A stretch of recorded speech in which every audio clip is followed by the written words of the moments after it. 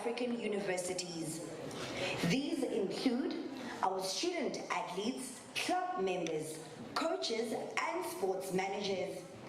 It has been an absolute pleasure and a thrilling experience watching our Orange Army, as affectionately known, showcasing the talent at UJ in different competitions and locations. So, enjoy the evening. Good evening, ladies and gentlemen. Welcome to the UJ Sports Gala 2021. Last year, it was held virtually, so we couldn't attend because of COVID. So I think it is actually quite good that this year all of us are here and are able to attend physically, to be able to gather together to celebrate UJ's excellence. My name is Samgelo Khatebe and I'm a UJ alumni, and I've done many other things that I've been naughty for, but I will not go into that. But if I may request that we remember that we are still during these crazy COVID times, and that we follow the COVID regulations. We maintain the social distancing, we put on our masks at all times, and I will therefore ask that whenever I make a good joke, you clap very hard, because if you shout, you'll spread COVID. So you clap very hard when I make a good joke. When I call up someone onto the stage, you make sure that you also clap very hard. Now, if I can give you some house rules. Please make sure that your phones are on silence. Funny enough, it still happens that they ring. In case of a fire, obviously the athletes are better off because they'll make it to the door before anyone else, but that is the exit in case of a fire. If you need a restroom as well, you make your way out that door, you go straight, and on your left and on your right, you will find the restrooms. For the students, there is a cash bar. It's cash. Cash, money, right? You pay for it. There's a sanitizer and there's a wine bottle next to your table, so please make sure you do not confuse the two when you are too excited.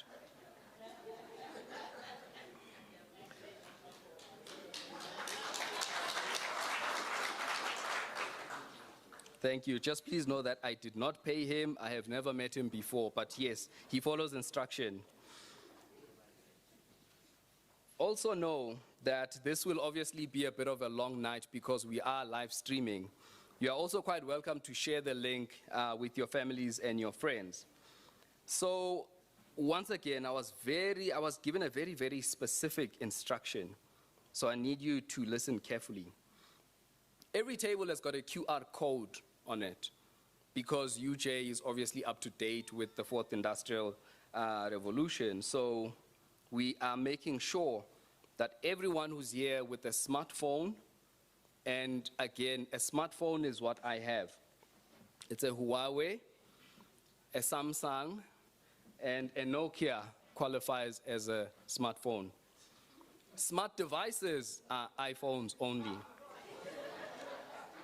So the instruction is that people with smartphones, please hold back. Allow people with smart devices to scan the QR code first. Then the smartphone people will go after. With that QR code, you will be able to get the menu, the program, and also the link that we are obviously streaming on tonight.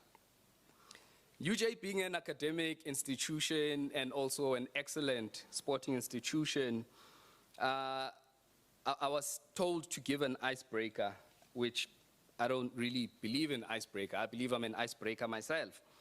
So they said that, I must let you know, and anyway, this is not an icebreaker, this is a fact of South Africa. We are load shedding at 10 p.m.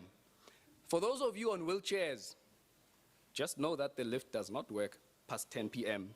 So make sure that you've made your way out of the building once Eskom strikes. There's also news that the Eskom CEO, Andre de Ruyter, has temporarily handed the running of Eskom to his sister, Generator. Ah, yes, some of them got it.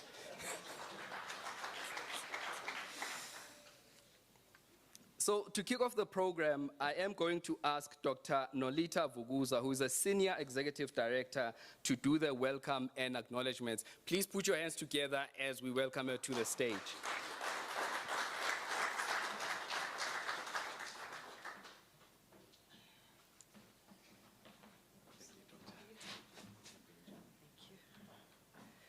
Are these my notes or yours? Oh, okay. Good evening. Good evening. Sanibonani. Goeienaand. Molweni. Mine is to welcome you to this very beautiful occasion. I managed to go through every table and I think everybody is looking splendid tonight. So please give yourselves a very, very huge round of applause.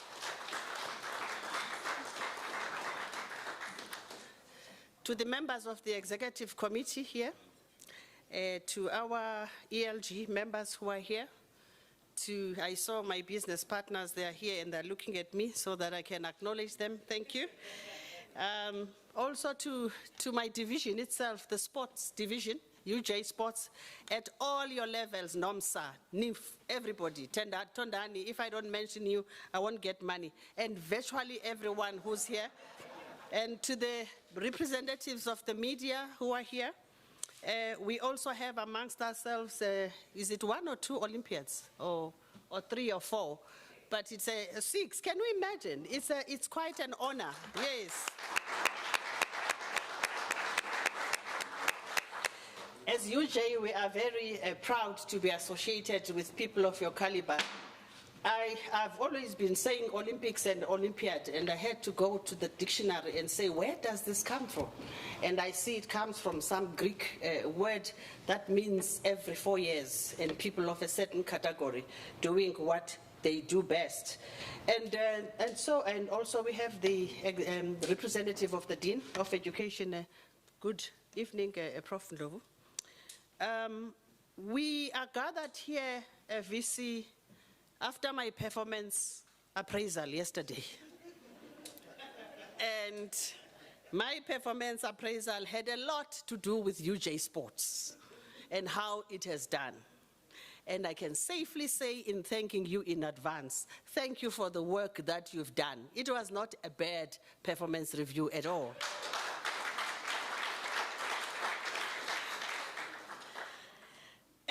I also want to, NOMSA, to suggest that in the portfolio of sport, remember when I took sport, I was tutored by everyone. Doc, there is a high performance. Oh, what is high performance? Oh, yes, and so on. I know I'm in mass participation category. I know that, and I'm happy about it. It's recreation, it's wellness. We even have an award for that.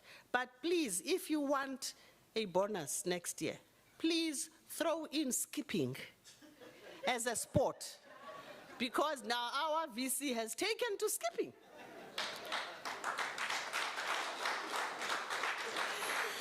And so I think it really is making waves in the social media, and I think we must formalize that.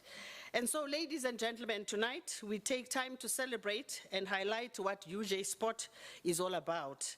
Our university sport contributes to the local, regional, national, and international sports landscape. This is indeed a momentous opportunity to reflect, but also, and more importantly, to thank you and also to encourage you to do what you do best. And so it is my great, great honor to welcome each and every one of you for taking time and also for what you have done, and especially for those that are going to be receiving awards this evening. Samkelo, I think I've done my part, and I think I will hear from you what else you want me to do. So take it away. Thank you.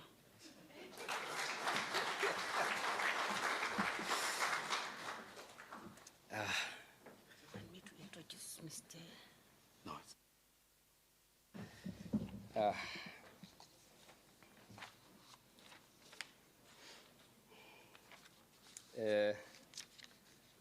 Thank you. Thank you, Ma. This is very interesting. Skipping, VC. Skipping. high-intensity, quick toes. You should go to the coaches that train sprinters. Quick. And yeah, I'll tell you how well you've done as part of your performance appraisal for next year. I'll have a side chat with the VC. But thank you for that. So we have a guest speaker tonight, and it is my honor once again to introduce this amazing man. He goes by the name of Peter DuPree. And in the circles of sports, they call him Super Pete. Couldn't quite cut it for Superman, but Pete was perfect for Peter. Super Pete is a South African athlete in para-triathlon. He was the first person with tetraplegia, I learned that today, by the way, tetraplegia, to ever finish an Ironman triathlon in 2014. That's a big thing.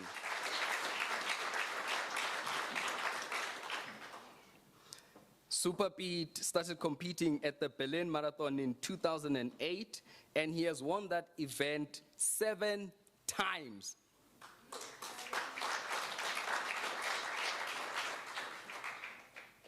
When it comes to major international events, Super Pete competed at the 2012 Paralympic Games in the 100-meter event. He got a gold medal as well at the UCI Cycling Road World Championships from 2014 to 2021. So he has been the reigning champion from 2014 to date. Once again, that is a major thing. And then outside of this athletic career, Super Pete is in risk assessment. All right?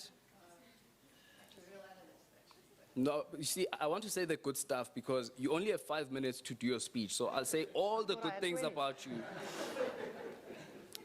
In risk assessment as an analyst, and is also an alumni.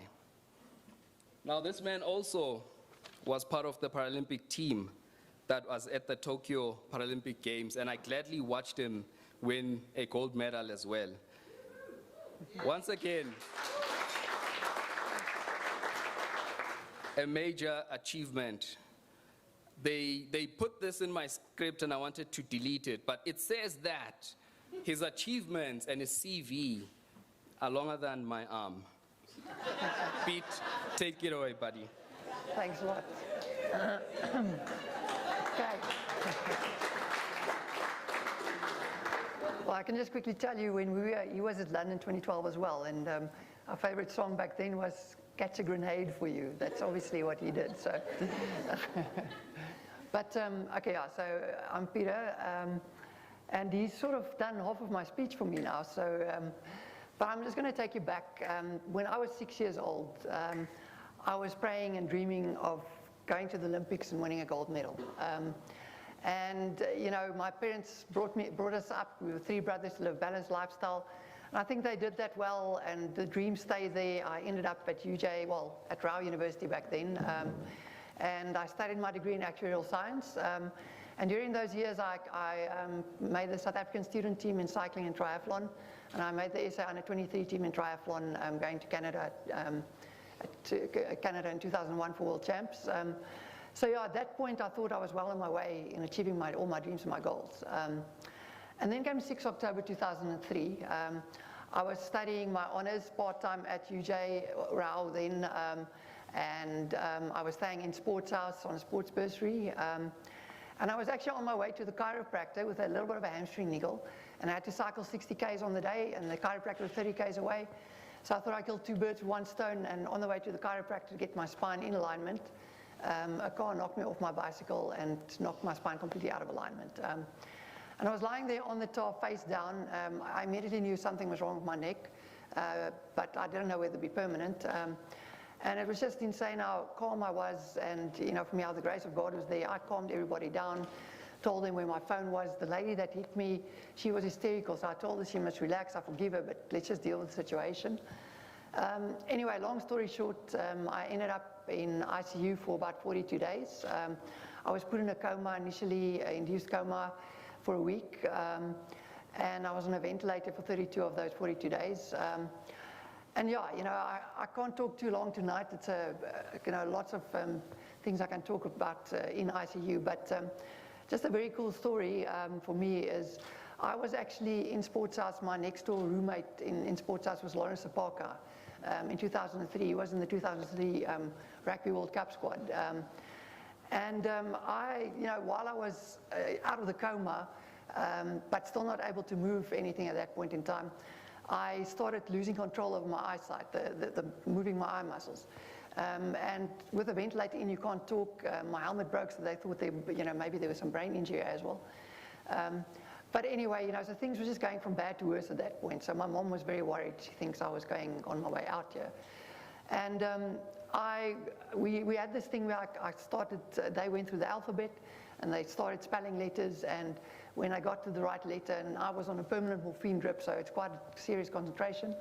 But anyway, I started, so as they hit the letter, I would like move my shoulder or flicker my eye, and I started spelling ENG. So we Afrikaans at home. My mom was immediately saying, am I seeing the angels? Because ENG is the first 3 letters for angel in Afrikaans. And, she was so worried, so she thought I was starting to see angels, and luckily my godfather, who was more into sport, was there as well, and he said, no man, doesn't he want to know the score between England and South Africa in the World Cup rugby? And I think that broke the ice for them, because that was exactly what I wanted to know. Yeah, I was on a ventilator, losing my eyesight, and I actually remembered this is the day that we're playing England in the World Cup, and then I think they realized, no, I'm okay inside there. I'm worried about the important things in life. So anyway, it was amazing the support I had from the university through that period. And after 42 days, I went to rehab, where I sort of learned what this body of mine was all about, but the occupational therapist just told me all the things I will never be able to do, and I won't be able to be independent. 12 weeks in rehab. When I got out of rehab, I think it was the first week in March, I actually finished my honours exam orally. I still, till today, I'm not sure whether it's because I knew the work or whether it's the wheelchair face that got me the pass, but I passed my honours degree. But yeah, so, from there, it was really all about getting myself independent as a C6 quadriplegic. So just very quickly, I'm a C6 quadriplegic. Now, most people think when you talk quadriplegic that the person can only move their head. But essentially what it means is you've broke your neck. And depending on where you broke your neck, you might have some arm function or no arm function. But if you break your back, then you're paraplegic and you've got full arm function. So at C6 level, I literally only have my wrists, my biceps, and my shoulders. That's the only muscles I can move. So I've got no hand or finger movement. Everything is trick. So it looks like I'm moving my fingers, but it's just my wrists moving. And the big muscle I don't have my arms that I can't move is my tricep function. So I can't lift up my arm over my head. So equating that is, it's basically 15% of the muscle function that you guys have. And on top of that, I think the biggest thing that people don't realize is you lose control over your bowel and your bladder as well. As a quadriplegic, I don't sweat at all. My max heart rate when I'm going as hard as I can in the heat of the day is about 120, which is also, obviously tough when you're racing. So my lungs want to go, but my heart just can't pump fast enough. And then I've got very low blood pressure. So a good day for me would be like 100 over 60 or 70 for blood pressure. So all of these things sort of count against you when it comes to sport. But anyway, I went home and my first thing was to get independent. And I always tell people my getting dressed story, because that's where I really started believing in the impossible being possible again. So I had figured out every part of getting dressed, even though many people said you won't ever be able to get dressed. Again, with no hand or finger movement, putting a sock on, how do you do it? It's all tricks that I've figured out. And I timed myself the first time getting fully dressed, and it took me 51 minutes. And, for me, that's not functional. And I decided I'm not going to leave it there. I'm going to make my target 15 minutes, 1-5. And the whole idea was every day I start getting dressed, time myself, on your marks, get set, go. There was a lady with me. I could see in the beginning she was laughing inside. She didn't want to laugh in front of me. This guy timing himself getting dressed. But the whole idea was I dress for 15 minutes, and when I get to 15 minutes, doesn't matter where I am, I stop and she can finish dressing me. And after 2 weeks, she started cheering me on, because she started saying, yes, I'm getting closer to be fully dressed at 15 minutes. And I think it was about a month later, I opened my eyes and I was fully dressed in 15 minutes. And then I said, okay, I'm not going to leave it there. I'm going to make my world record impossible time for getting dressed for a C6 squad, 7 minutes. There is no such thing, but for me, that was now my target. And the big thing is, I knew I would never get there, but for me, as I got faster, it meant I was getting better at living this life. I started timing everything, getting in and out of the car, putting my chair in the car, in and out of the bath, dressing, going to breakfast, etc.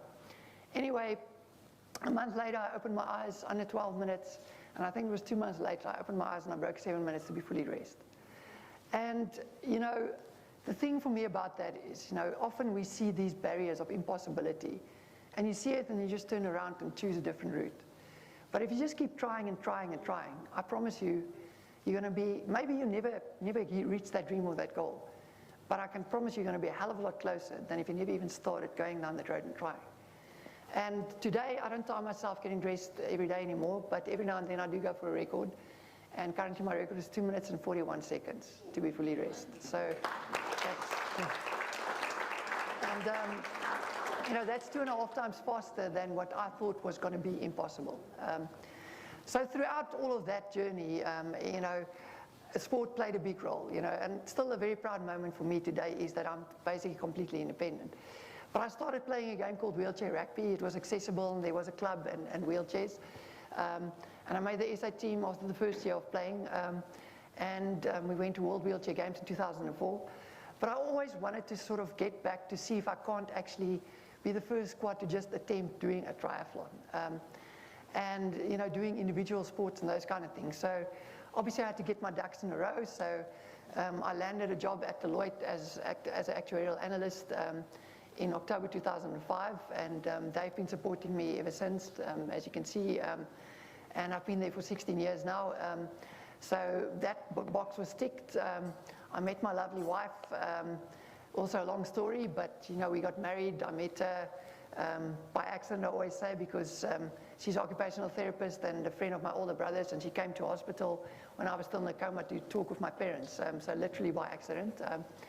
But anyway, we got married, and after that, it was really chasing down, with all the boxes ticked, chasing down my sport dreams again. And that dream from when I was 6 years old, triathlon, any sports I do, swimming, cycling, and running.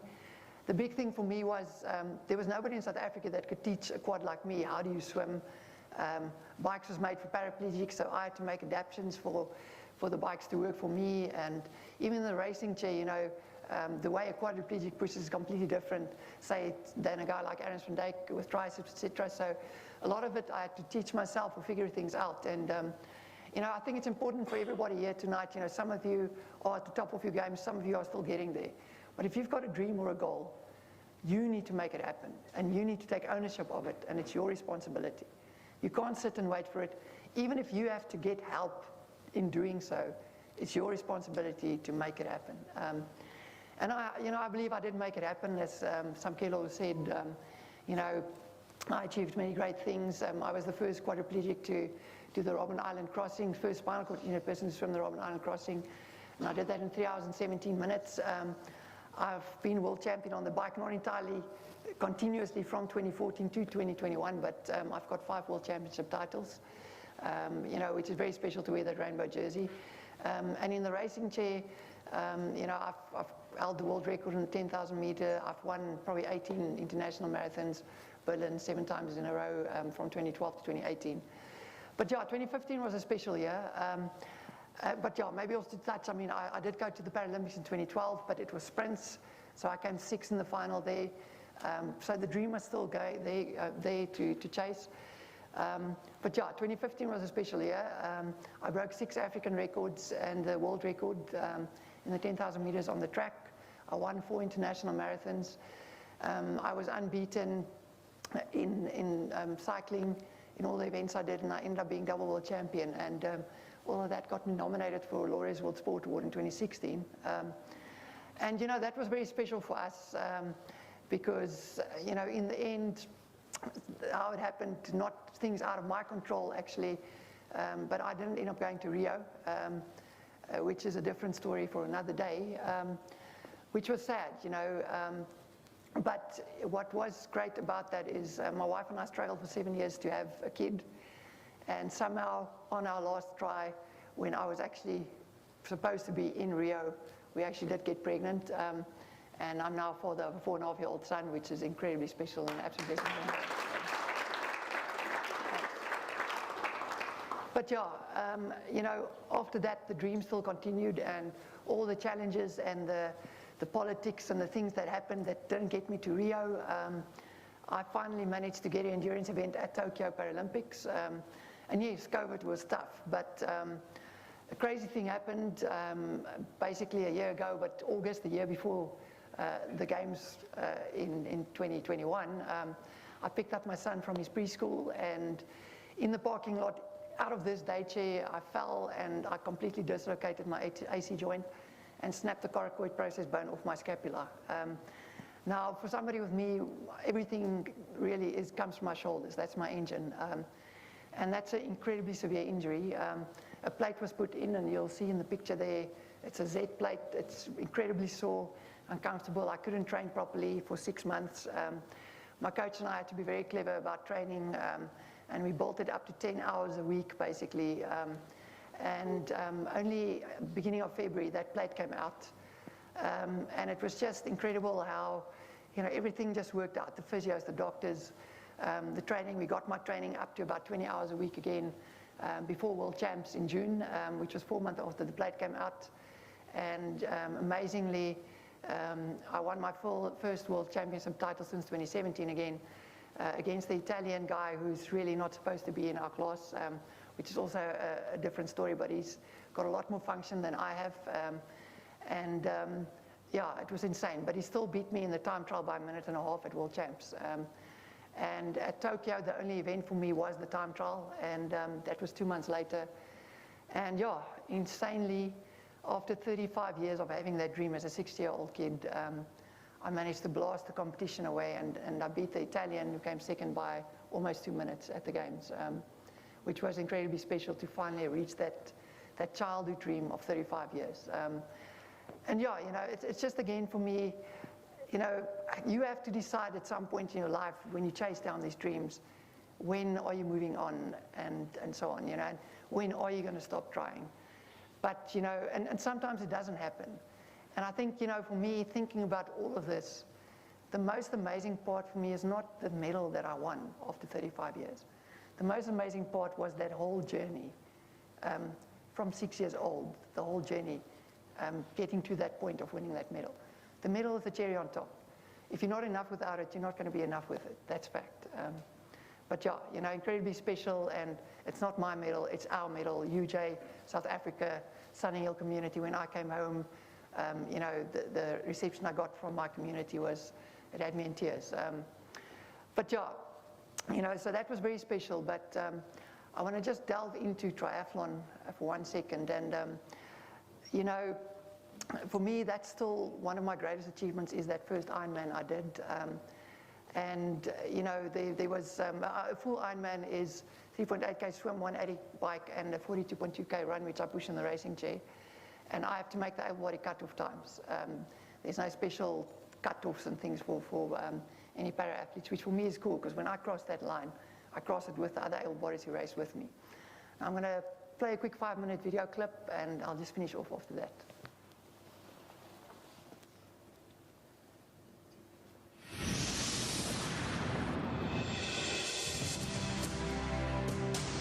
South African Peter DuPree has been on a remarkable journey. After being paralysed in an accident 10 years ago, it's now his dream to be the first quadriplegic to ever complete an Ironman. I'm a C6 quadriplegic, and yeah, since I had my accident 10 years ago when I broke my neck, a cycling accident, I was a triathlete at that stage. It was just my biggest dream to do an Ironman. I really just have biceps and shoulder muscles and wrist movement. I've got no finger movement, no tricep movement, and completely paralyzed over my whole body. So people just think it's just not possible, you know. It's been a very long journey, but did the half in May, and so I'm going to give it a go. As if Peter didn't have enough challenges, just 6 weeks before Busselton, Peter broke his left forearm in a training accident. about 6 weeks ago. I broke my forearm with another. A guy didn't see me, did a U-turn in front of me. And then again, the doctors told me I shouldn't come and do it. I've got a plate in here now, it's still broken, but taking a bit of a risk, but I just really felt it's still on the cards for me to do this. And yeah, now we're here today, awesome day, and we're going to do it. And I'm ready. So the last 6 weeks definitely been challenging, but we both just felt that this is meant to happen. It's been really a team effort, and it's awesome to be so closely part of something as big as this. Peter now wants to show the world that nothing is impossible. My wife always tells me I can't say this, but, I said if I actually finish my full Ironman, then I can die. It's like, for me, the world to me, but, for me at the same time, in this whole journey, it's just shown me how we can inspire each other, So me doing this, I inspire people, yes, but by them coming up and telling me, yes, well done, and so on, it absolutely inspires me, probably even more than I inspire them, So we all have that power to inspire, and yeah, for me, it's just incredible.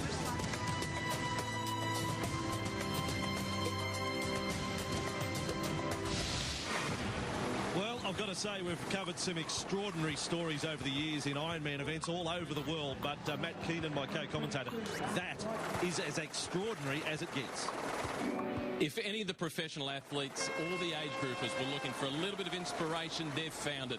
The elites are underway.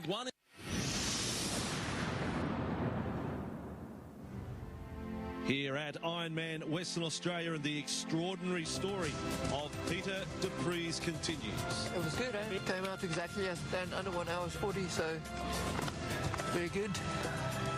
So far so good, eh? I'm going to go at it as hard as I can. I trained for it, so... But, everything is on schedule, so I'm confident that I can still do this, so... Weather's good for me, so... Can't complain about anything, it's just up to me to do it. Well, I do believe you'll need to get me another thesaurus, Matt, because I can't find the words. The swim, saying good swim, 1 hour 39. Plenty of the able-bodied athletes in the age group would be very happy with that. Luke Bell.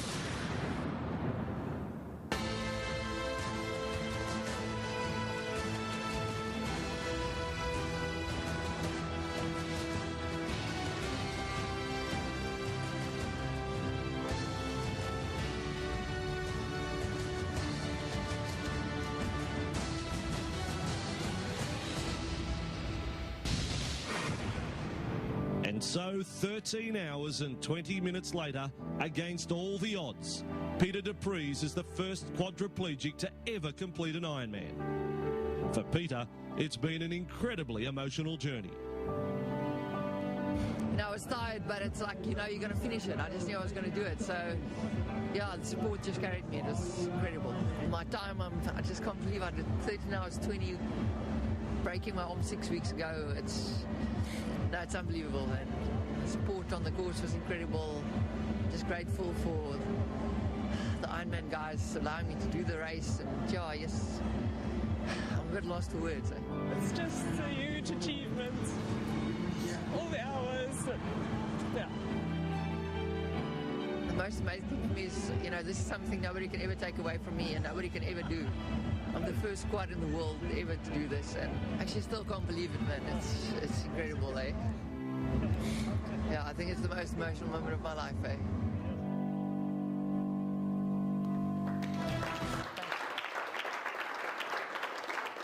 So, I'm not trying to tell you guys go do something stupid like Ironman after you broke your arm or whatever sport you do. But everybody knows the first guy on the moon and nobody remembers the second guy. And there was 2 other quads in the sport class above me with triceps and some hand function. There was also chasing to be the first quad to do it. And the one guy actually raced a month before me and he didn't make the swim cutoff time. So, that's why I chased it. It was a journey of faith as well. What I am trying to say through what happened that day is that, I think sometimes so much more is possible than what we can even believe in our minds. Now, I want to leave you guys with a shortened version of a poem by Marianne Williamson, and that is that our deepest fear is not that we are inadequate. Our deepest fear is that we are powerful beyond measure. It is our light, not our darkness, that most frightens us. We were all meant to shine as children do. And as we let our own light shine, we unconsciously give other people permission to do the same. As we are liberated from our own fears, our presence automatically liberates others. Now, on a daily basis, I don't think you guys sitting here realize how many people look up at you, even if just for a second.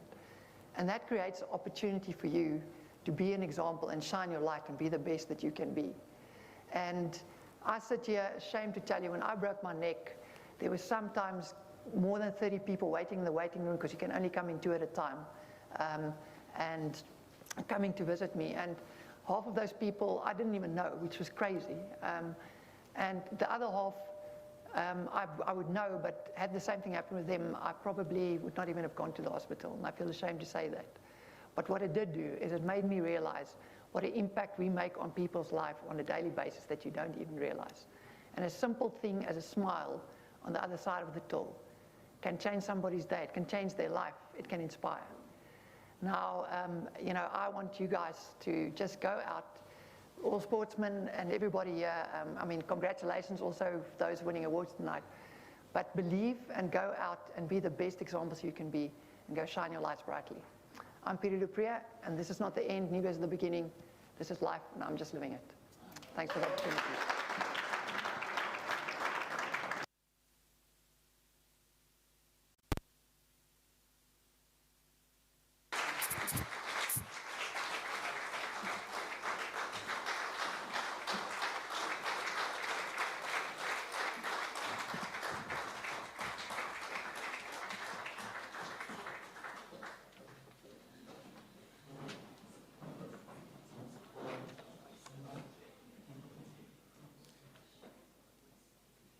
Thank you, Super Pete. It's needless to say, ladies and gentlemen, that this man has lived an amazing, very inspirational life. Even I myself feel like I haven't done enough all of a sudden after listening to you, Pete. But yeah, I think once again, he really does deserve a round of applause. He has truly achieved a lot in his life.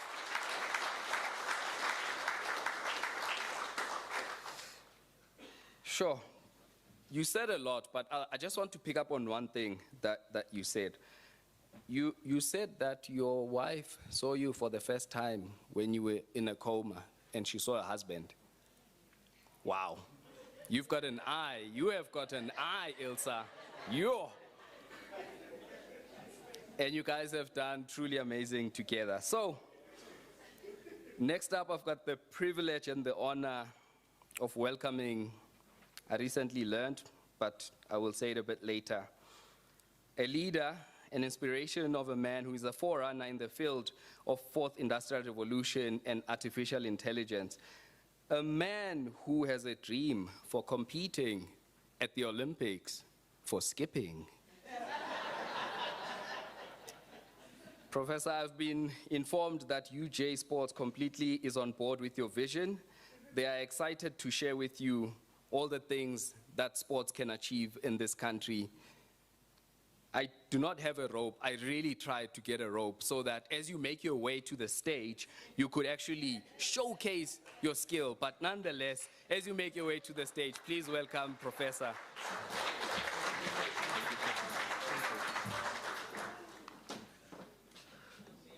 Molweni. Sanibonani. Dumelang. Ndi madekwana. Abusheni. Rialocha. Rialocha. Good evening, ladies and gentlemen. Samkelo, thank you very much for directing these proceedings with professionalism and excellence. I think let's give Samkelo a round of applause. And Peter, thank you very much. I don't see where you are seated. Thank you very much for those inspirational achievements. At one stage, I took the senior executive director, Dr. Vukuza, for a walk. I'm not lying. After just 1 kilometer, she ordered a car to come and pick her up. But you have inspired her a great deal, and I'm sure she's going to move a little bit beyond 1 kilometer. I also would like to acknowledge the presence of the ELG members who are here. If you could just stand up so that you could be acknowledged. Please stand up, all of you. I can see Andre, I can see Katu, and yeah. Thank you very much. Let's give them a round of applause. These are the leaders of the university. Yonela, Nolita, Nolwazi, Andre, and Katuchero.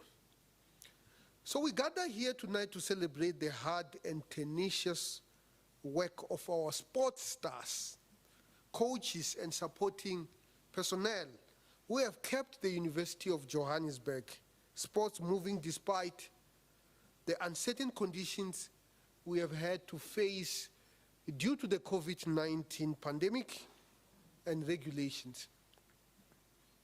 One of the pandemics that has emerged as a result of the COVID-19 pandemic is the pandemic of lack of physical activity.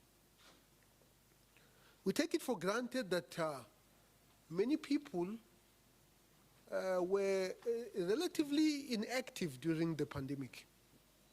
Yes, we were allowed to walk, but many of us, especially during the earlier days of the pandemic, were confined to the same physical space. And of course, the burden to diseases that is going to emerge as a result is incalculable. Athletes, club sponsors and advertisers, broadcaster, ticket salespeople, event organizers, budget spectators and groundsmen have had to take a difficult step back.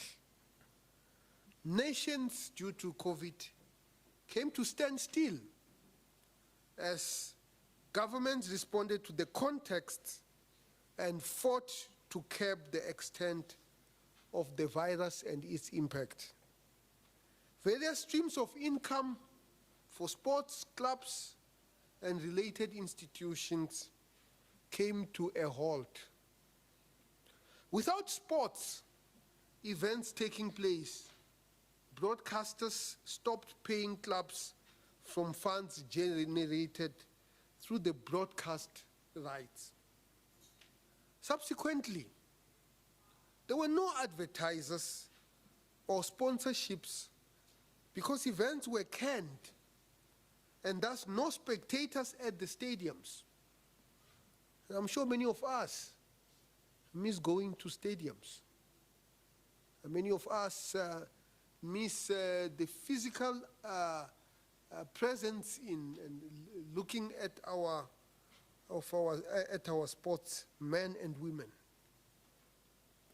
In countries where tens of thousands of people flock to the stadium religiously, no events meant no ticket sales. All the major sporting events, as well as music concerts, religious gatherings, and many other mass events were either cancelled or postponed. Cancellations or postponements come with hefty financial losses. For instance, the postponement of the 2020 Olympic Games resulted in an estimated $75 billion loss in revenues. This was and continues to be a nightmare for many people and institutions around the world. National and global federations have had to scramble to plan for the future, many have sought innovative ways to reinstate sports in people's lives amid this raging pandemic. Countries and governments have had to race against time to get people vaccinated so that people can carry on with their lives as normally as possible. So I therefore call upon those of you who have not vaccinated to please do so, because we really want to go back to work. We want to go back to the stadiums. We want to go back to the gyms in the numbers. So it is important for us to vaccinate. With football, for example, we saw how the English Premier League, the Italian Serie A, and Spanish La Liga teams returned to play football behind closed doors, and later on with fans gradually returning to stadiums in Europe and North America, compared to little movement in the African context. The players and fans returning to football and grandstands are symptomatic of the Western countries' vaccine affordability, effective rollout, and people acceding to vaccine jabs. In the African context, we are still battling to get half of our population vaccinated.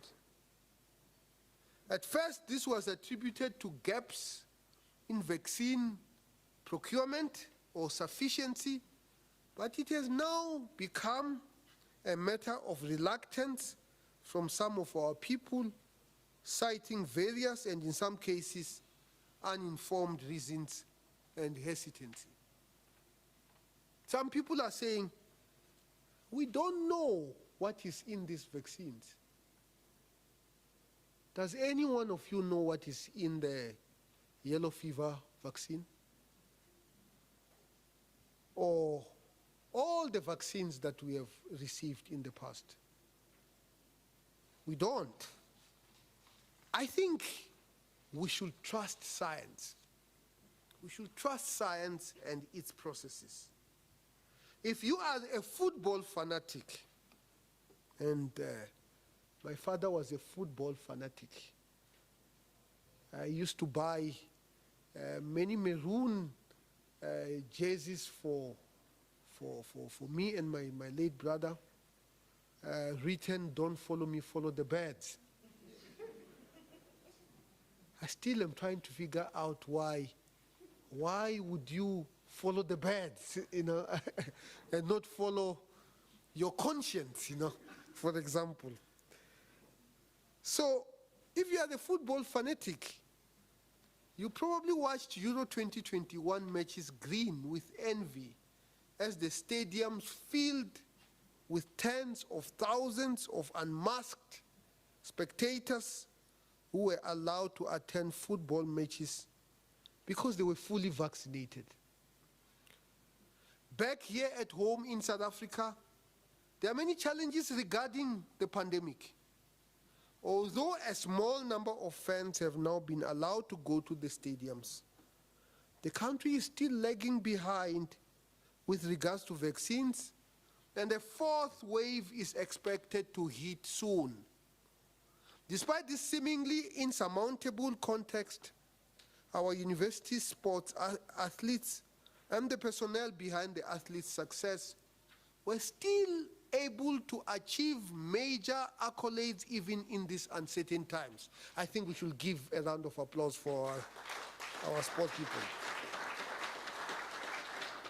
Many of our student athletes won gold, silver, and bronze medals in the university sports, South Africa USSA championships, the varsity football tournaments, the Kings of Africa Kampala 7S Rugby Challenge, and the World Junior Championships. Before the awards and medals, rigorous training had to take place. where I come from Venda. They say there is nothing that comes without an effort, except those solid things that grow in your eyes when you sleep. So it's called maranga in Venda, you know. So our sportsmen and women did not win because of an accident, as Peter demonstrated to us earlier on. They won because of effort, rigorous training, discipline. And discipline is not just a physical thing. It's actually also a mental thing. One of the things that we underestimate is the role of psychology in competitive sport. You see, where I come from, there is a soccer team. The soccer team is called, or there was a soccer team whose other name, Black Leopards, whose other name was Lido Daduwa. Lido Daduwa means our day will come. Now you can imagine if you have these people who are going to a match, before they even kick the ball, they know that this one is not their day. Their day will come in the future.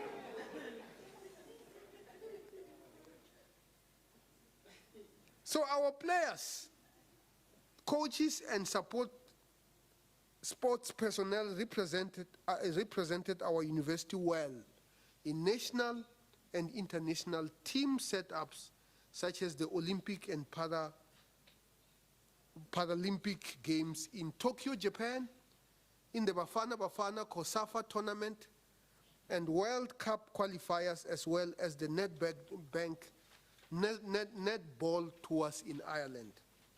Some of our international student athletes were also called up for their home country's national duty in hockey, rugby, athletics, basketball, and other sporting codes.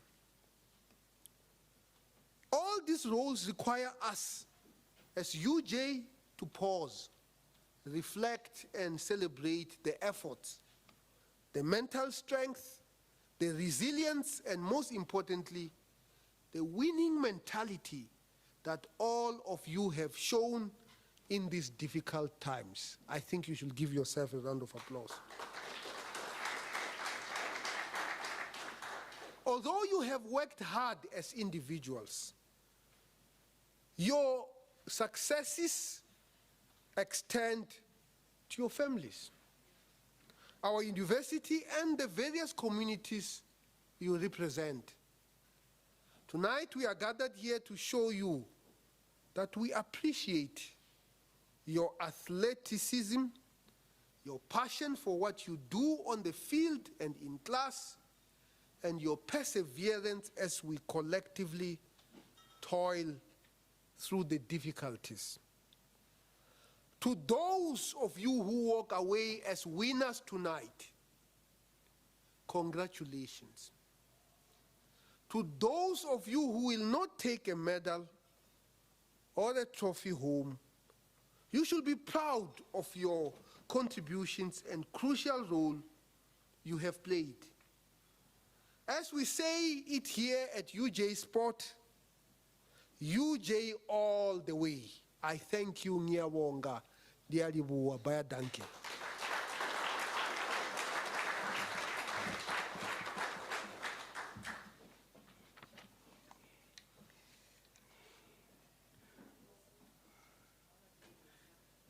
Thank you for that address, VC. Yeah, UJ's day is not gonna come. It's here. That we need to know.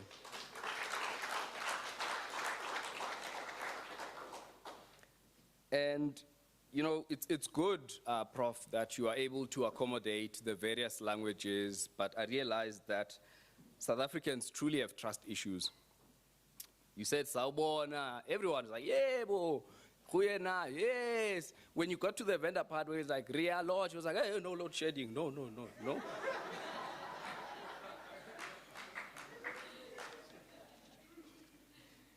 So,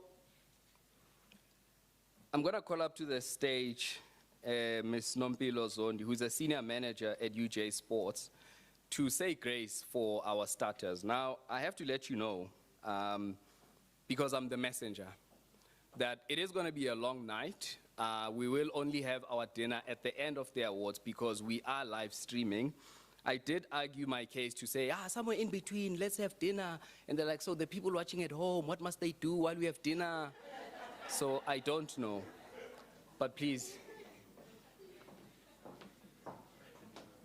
Thank you, Samgela. Can you all please bow our heads so you can join me in prayer? May the grace of our Lord Jesus Christ, the love of God, and the fellowship of the Holy Spirit be with us all, now and forevermore. Amen.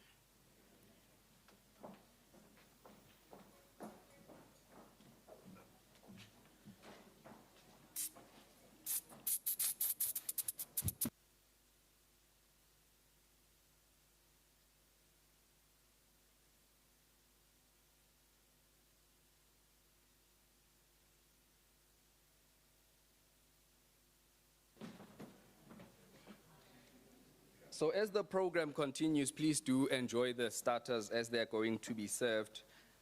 Make sure you eat everything, even if you don't like it. It will be a long night. So we're going to get into the very first category for tonight's commendations, and this one is for coaches and staff honorary commendations for 2021. For that, I am going to ask Umiskatu Sibanda, who is the Chief Information Officer, to come and help me with presenting these commendations.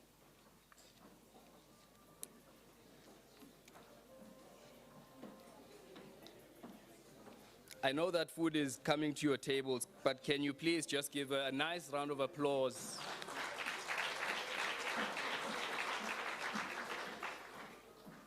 All right, so for the coaches and athletes for the rest of this evening, we're gonna play a video. And when your name is called up, please make your way to the stage to receive your commendation. Put a nice X marks the spot with a white tape here. You will stand here, you will take a nice picture. Please smile like you do for Instagram. And what do kids use these days? TikTok. So please make sure that you smile for the photographer the same way you do for TikTok. And then you can make your way back to your seat. And then the next person, as your name is called, we do the same and we go through this night as smoothly as possible. So, can we start? Coaches and staff commendations. UJ netball coach Bongiwe Msomi was selected to represent the Spa Proteas, South Africa's senior national netball team, in the Tri-Nations Challenge in Cape Town in March 2021 as captain of the team. She also represented the country in the Margaret Beckford Sunshine Series against Jamaica and Trinidad and Tobago between 10 and 22 October 2021 in Ireland. This year, Msomi was also added as a member to the South African Sports Confederation and Olympic Committee Athletes Commission. She has led the UJ netball team to winning the GNA Twiza League before her team finished 5th in the varsity netball tournament in Stellenbosch in August 2021. So that, ladies and gentlemen, should be followed by a round of applause, as it is a good achievement. Honorary commendation conferred to Ms. Taryn Naidu for her selection as a performance analyst for the South African senior women's hockey team in the 2020 Tokyo Olympic Games in July and August 2021. The women's hockey team played 5 matches in the Olympic and had qualified to play in the games alongside the men's hockey team in the same games. All right. Honorary commendation conferred to Ms.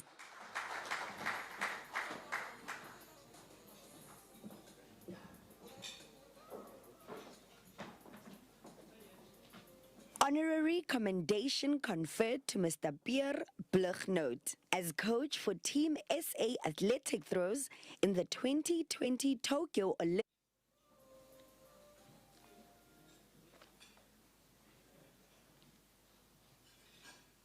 Right, as we keep moving, thank you. Honorary commendation conferred to Mr. Peter DuPree as coach for Team SA athletic throws in the 2020 Tokyo Olympic Games in Japan. In Tokyo, Coach DuPree was responsible for guiding the South African short putters Jason van Rooyen and Kyle DuPree. The 72-year-old athletics master fulfilled his lifelong dream to participate in the Olympic Games. Both his athletes made history by becoming the country's first short put athletes to throw above the 21-meter mark in the same year.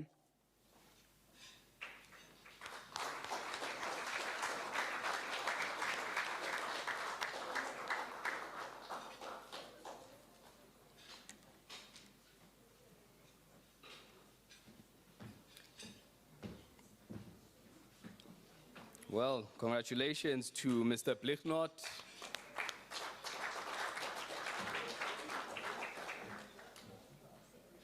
Honorary commendation conferred to Nhlanhla Ndlovu. Mr. Nhlanhla Ndlovu is a UJ sports physiotherapist who played a vital role in helping the national senior men's team overcome injuries in the 2021 COSAFA Cup with Bafana Bafana in the Eastern Cape in July 2021. As such, Mr. Ndlovu helped the team to win the tournament as a medical team responsible for keeping the players fit and ready for the duration of the competition. He worked alongside the team doctor, Dr. Tsepo Mulobi, and team Monsieur, Mr. Bongani Manuku, in ensuring that the players performed to their optimum best by managing their injuries and speedy recoveries.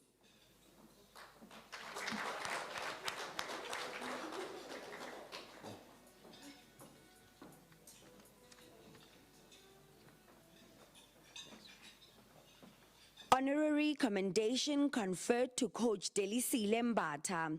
Coach Mbatha has done well in football as a goalkeeper for the national women's team, Banyana Banyana, and as a football coach at the University of Johannesburg. In May 2021, Ms. Mbatha walked away with 10,000 Rand prize money after she was honored for her impactful role as a football player and coach, as well as for representing the Amajuba district in the KwaZulu-Natal province in sports development. Coach Mbatha, who holds 35 caps under Banyana Banyana, is a champion of football development programs at grassroots level in KZN.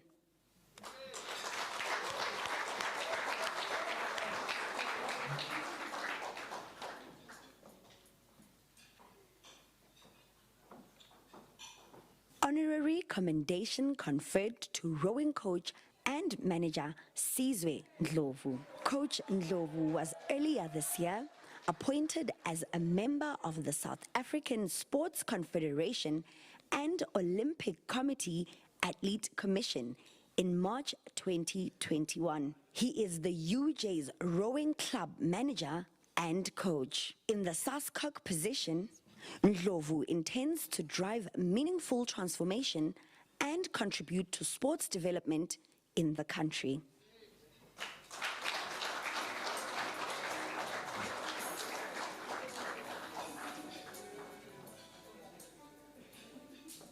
Honorary commendation conferred to Elise Leroux for serving as a technical official in a series involving the South African senior men's hockey team and Namibia.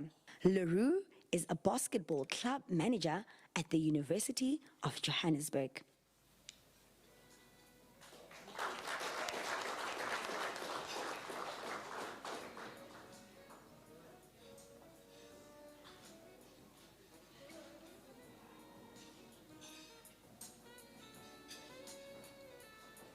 Honorary commendation conferred to Ms. Tumelo Leseke, a University of Johannesburg senior women's rugby team manager. Ms. Leseke's players helped the MasterCard Golden Lions women defend their 2019 Women's First Division title by winning against Free State at the Emirates Airline Park Rugby Stadium on Saturday, the 24th of July, 2021.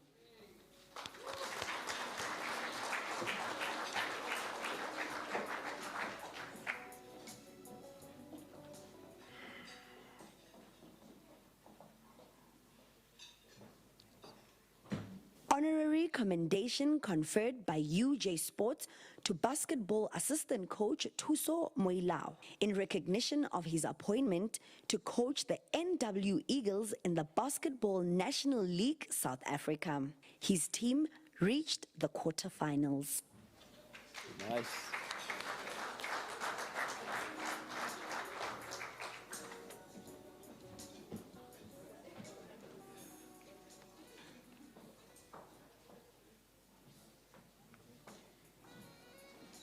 Honorary commendation conferred by UJ Sports to basketball coach Mandla Ngema in recognition of winning the USSA Coach of the Tournament Award in the men's division in September 2021.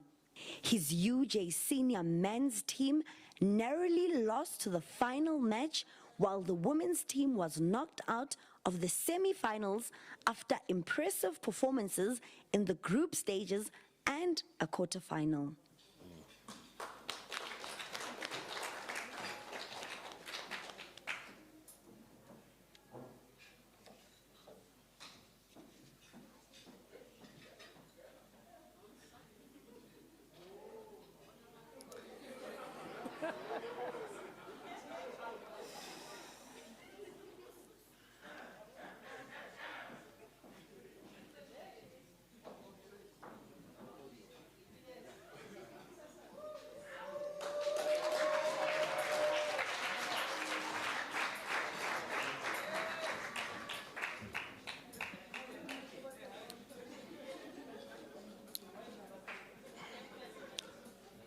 Right.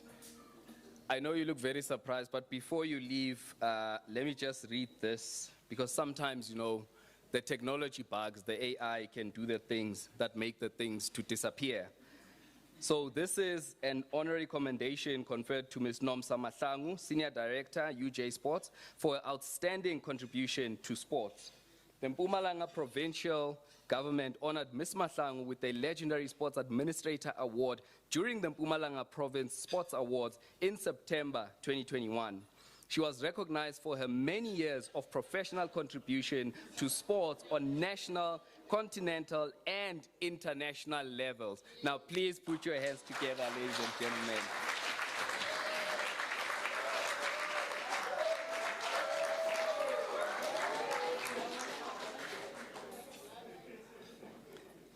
And with that, thank you, Ms. Sibanda, for assisting with the handing out of the commendations. So we then move out to the next part, which is the club honorary commendations for 2021. For that, I am going to ask Ms. Yonela Mfenya to come and join me on stage with presenting them. And then please put your hands together for her while she makes her way to the stage.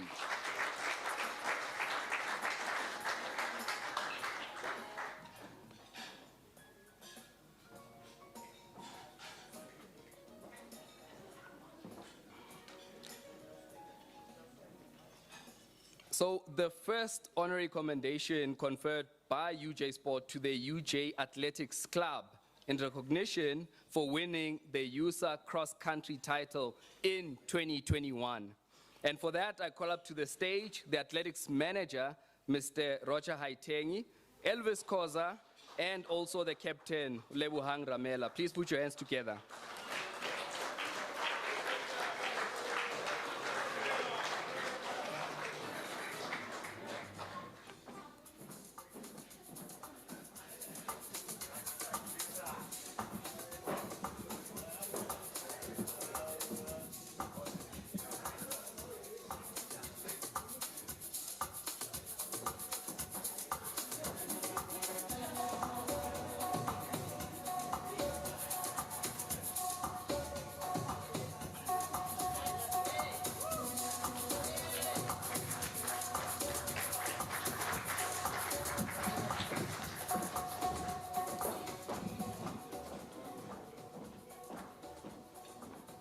You know when athletics is here, the party has already started, Mus. So the next honorary commendation conferred by UJ Sport goes to the UJ Cricket Club in recognition of being awarded with the 5-star Blue Flag Club Award by Cricket South Africa in June 2021. For that, the manager, Mr. Sia Sibia, Ronnie and Sahil, please join us on the stage.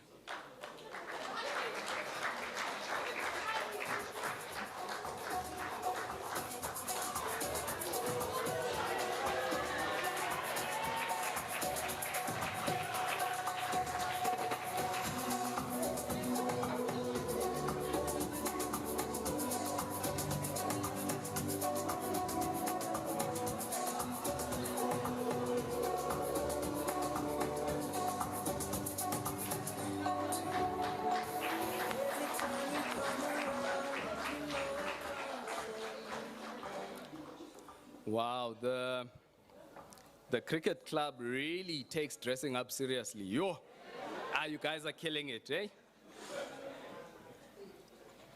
The next honorary commendation conferred by UJ Sport goes to the UJ Esport Club in recognition of Team 2 winning the Esport League in August 2021. I will ask Joel Khokong, the Esport manager, or someone in his team like Mr. Rulani Mchali to come and collect the award on behalf of the team. Then please put your hands together. Ushayi Pat.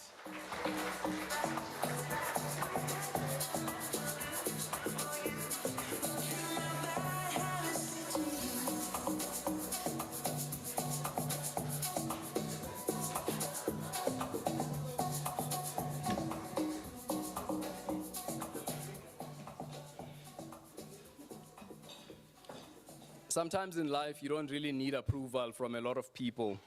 I'm a terrible dancer, but when I dance for my daughter, who's a year old, she thinks that I'm the best dancer in the world. So I don't really care what you say.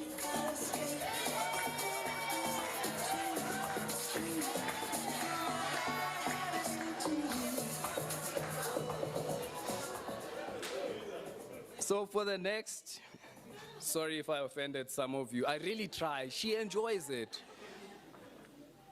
The next honorary commendation conferred by UJ Sport goes to the UJ Football Club in recognition of the men's team winning the varsity football title in October 2021, as well as the SAFA Johannesburg Blue Stream League title. Now, before you clap, this is very important for UJ. It is the first time ever, even before ever was invented, but before, this is the first time ever that they achieve this title. So put your hands together as the coaches make their way up.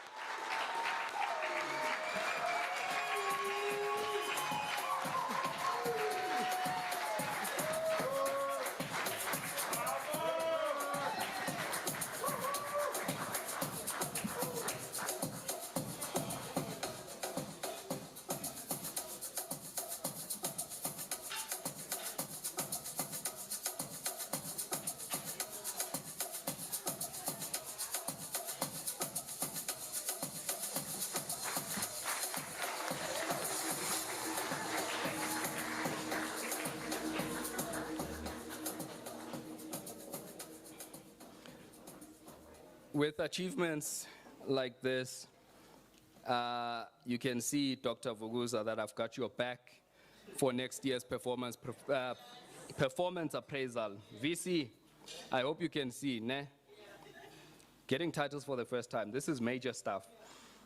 The next one, honorary commendation conferred by UJ Sport to the UJ Netball Club in recognition of the club winning the JNA Twiza Club League in 2021. For that, Coach Bongi or anyone in her presence, please come and collect. They say there's Nomsama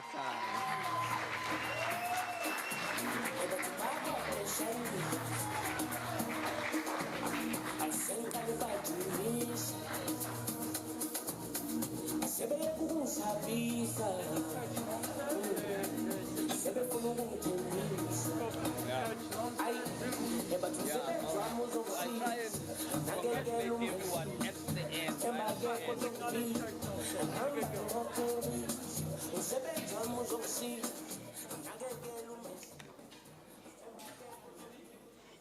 When we called up basketball, you didn't have to ask the coach what sport. You can just see in how people are built, and you can already tell what sport they play. So I specifically have to mention and acknowledge Uguti Nomsa Zungu, you are doing an amazing job, and I must definitely congratulate you and ask that they give you a round of applause.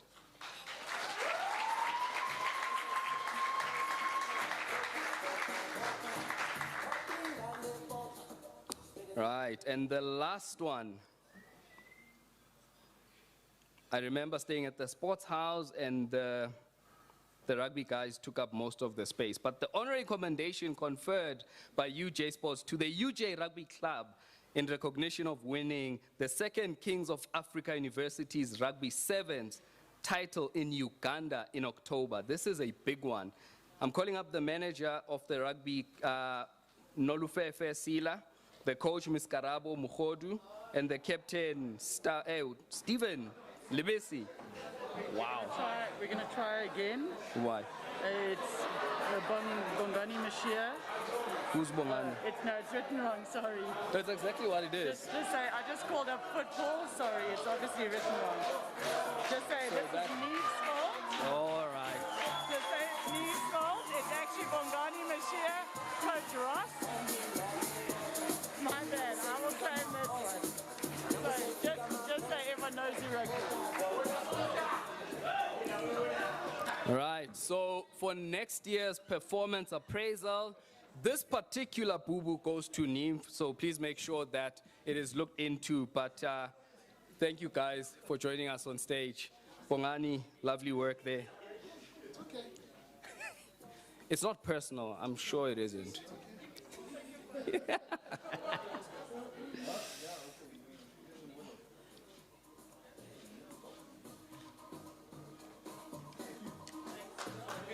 Nice one, guys.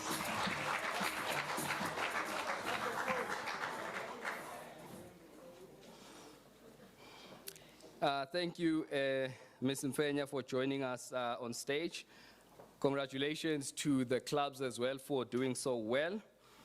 As we proceed, we now move on to the next category, and it is the Age Category Sportswoman Award for 2021.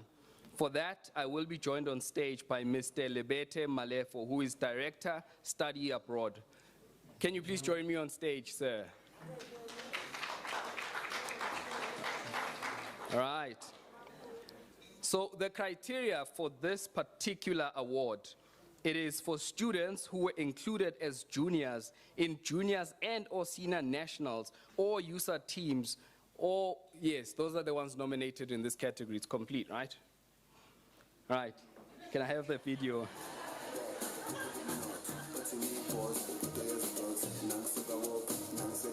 Announcements of the Age Category Sportswoman Award for 2021. In third place, winning the bronze medal, we have Michelle Mukhanedi for wheelchair basketball. Michelle Mukhanedi, a first-year Bachelor Engineering Technology student at the University of Johannesburg, helped South Africa's 3x3 wheelchair basketball senior side qualify for the 2022 Commonwealth Games that will take place in Birmingham, United Kingdom.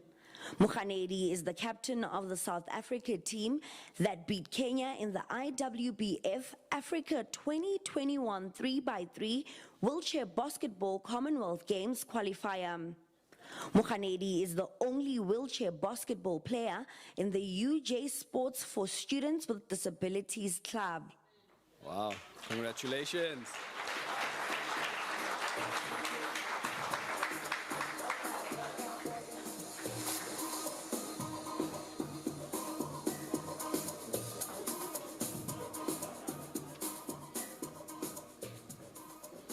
In second place, winning the silver medal, we have Monica Gomases for netball. Monica Gomases was instrumental in UJ's netball performances in the varsity netball tournament held in Stellenbosch in August 2021.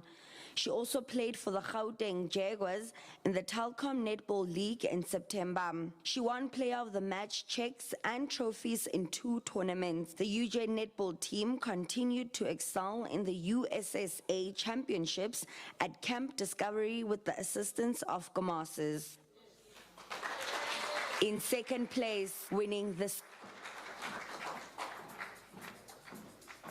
And the winner, taking home the gold medal, is Dane Roots. Dane Roots scooped a bronze medal with the 15.61 meter throw at the World Athletics Under-20 Championships in Nairobi, Kenya on the 21st of August 2021. The competition comprised of almost 1,000 athletes representing over 110 teams, including South Africa. Roots is a first-year Bachelor of Accounting student and is also a former 2018 African Youth Games champion.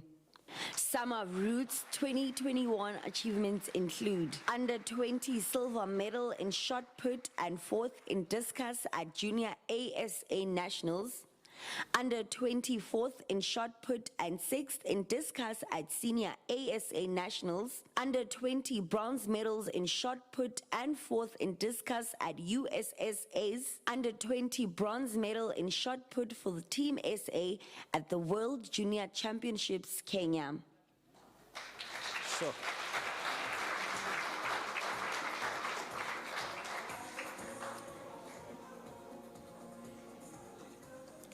Congratulations to all the winners.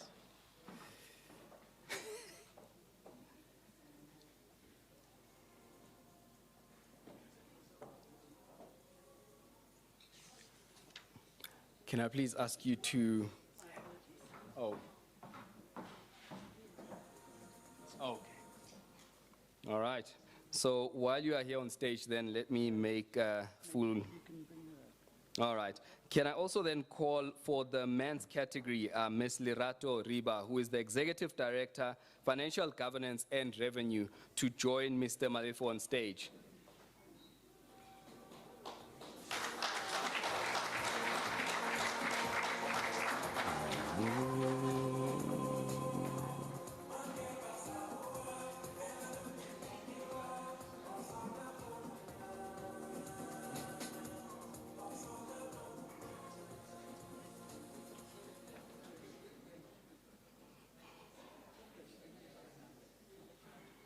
Announcements of the Age Category Sportsman Award for 2021. And the winner taking home the gold medal is Siyamukela Ndlovu. Siyamukela Ndlovu represented South African Under-20 rugby team in the SA Under-20 International Series in Cape Town in May and June 2021. The team won the series. Ndlovu is a UJ student enrolled for a national diploma in small business management. His achievements this year include SA Under-20 Vice Captain, Lions Under-20 Captain, and Under-20 Culling Curry Cup Forward of the Year nominee.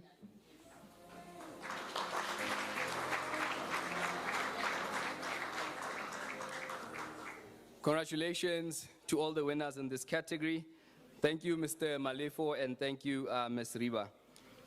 As we proceed, we are now going on to the Club Sportsperson of the Year Award for 2021. For that, I'm going to ask a dear friend of mine, no jokes about you today, strictly just work, professional. Can I please call to the stage Ms. Luandile Simelane, who is the first Vice President of SASCOC. Please put your hands together.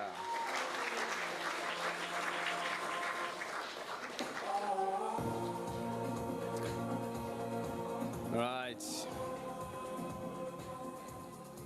Now, the criteria for this award is that it is aimed at recognizing non-student athletes who have achieved at a senior level. Let's go.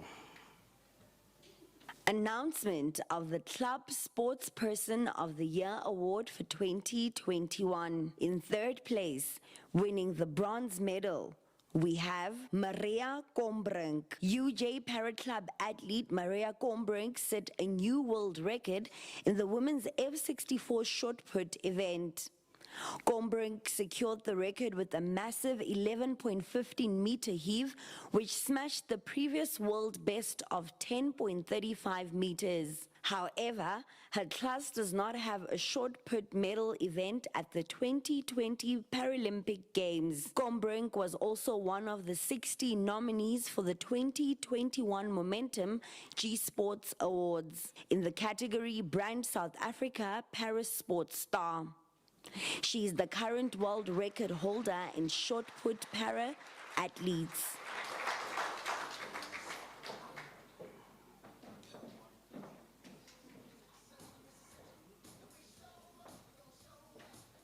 In second place, winning the silver medal, we have Tony Marks. UJ Club member Tony Marks was selected for the Team SA squad that represented the country in the 2020 Tokyo Olympic Games. Although the South African women's hockey team was knocked out of the group stages in the 2020 Olympic Games, qualifying to play and representing the country in the Olympics was a big achievement. Marks had the opportunity to showcase her talent in the games that were watched by millions of people across the world. Together with UJ teammate Kristen Patton and performance analyst staff Tara Naidu, Marks registered her name in the history of Olympics by playing for the country in Tokyo, Japan.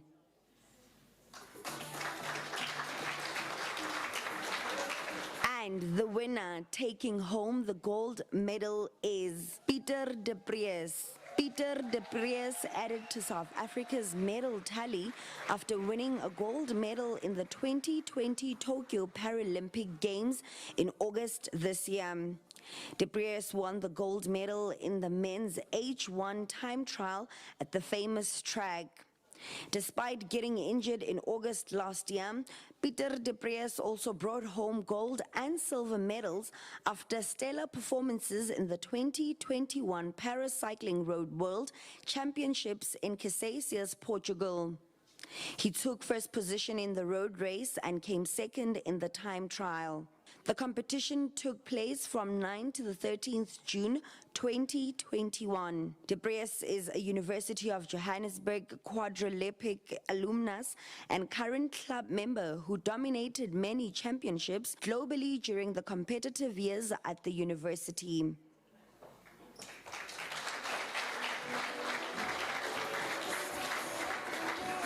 And the winner taking home the gold medal is Peter DuPree.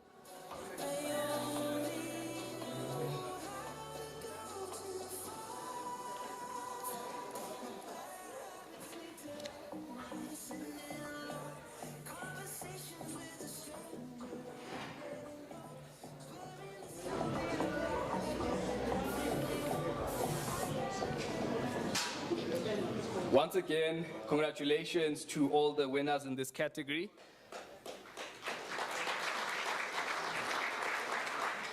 And also, as she makes her way to her seat, please also put your hands together for Miss Simelane.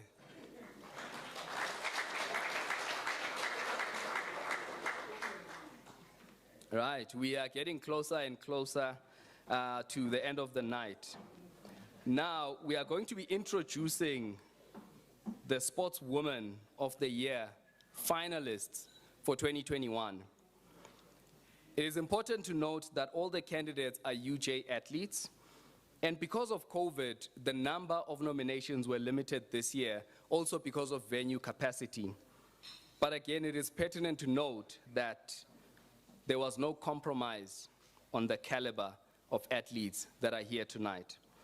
I will request that when the athletes make their way, you please stand beside me until all of your names are called, and then we'll move forward for a group picture. You can then make your way back to your seats. The same will also apply for the men as well, and then the program will continue that way. To assist me, can I please call to the stage Professor Andre Swart, who is the Chief Operating Officer to assist me with this one.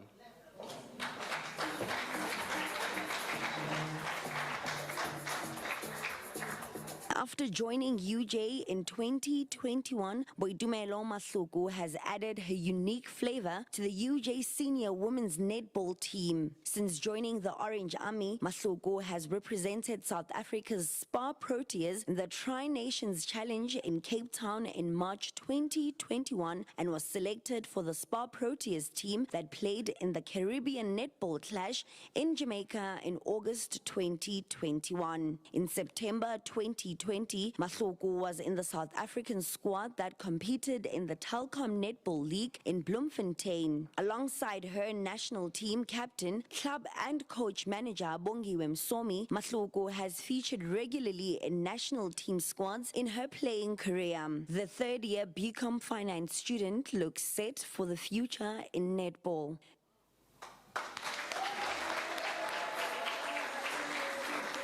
Javanko Kruger is a Namibian international hockey player and a fourth-year biokinetics student at the University of Johannesburg. In 2021, Javanka has been selected 3 times to represent her home country in March, May and August in the Indoor AFCON World Cup qualifier in Durban, the AFCON qualifier in Harare and the Indoor Hockey World Cup in Berlin, Germany, respectively. Namibia finished first position in Durban while the May AFCON qualifier was cancelled due to COVID-19.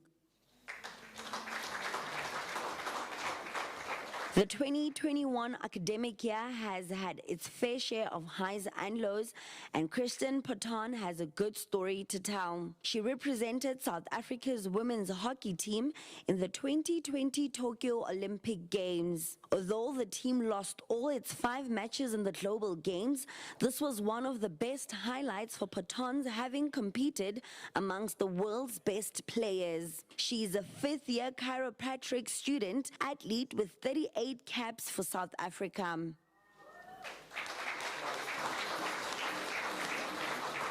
Masingita Simango, the 3rd-year transportation management student at the University of Johannesburg and a women's rugby team player, won 2 major titles in 2021.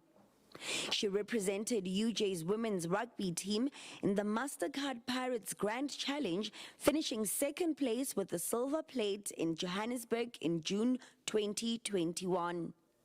Simango also helped the Mastercard Golden Lions Seniors women's team in winning the Inter-Provincial League First Division title with the silver plate in July 2021. Between December 2020 and May 2021, Jana Verdemerwe dominated the Athletics Gauteng North and Central Gauteng Athletics Senior Championships, winning gold, silver and bronze medals in javelin, shot put and discus at club level. She also took 1st position in the javelin and discus, as well as 3rd position in shot put in the SASPD National Championships in April 2021. As at 11 August 2021, Verdemerwe was ranked in the following positions in world rankings: 2nd in shot put, 5th in discus, and 1st in javelin. She is one of the first positions in shot put, discus, and javelin in the African rankings.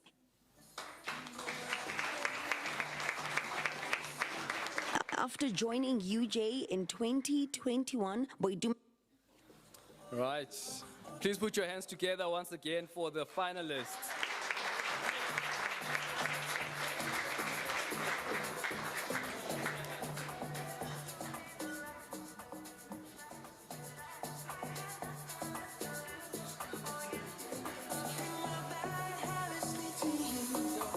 Thank you.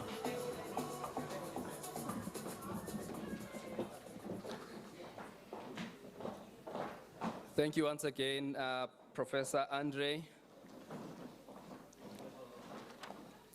I had to make sure that I know my place when the picture was taken with the 5 ladies. I stood here on the side because they just look way too stunning, so I made way. We now move on to the Sportsman of the Year finalists for 2021. The same process applies. Your name is called up, you come and you stand beside me, and we proceed with the awards. Now for that, I will ask Ms. Nolwazi Murare, who is the Chief Financial Officer, to come and help me with handing out these commendations and awards.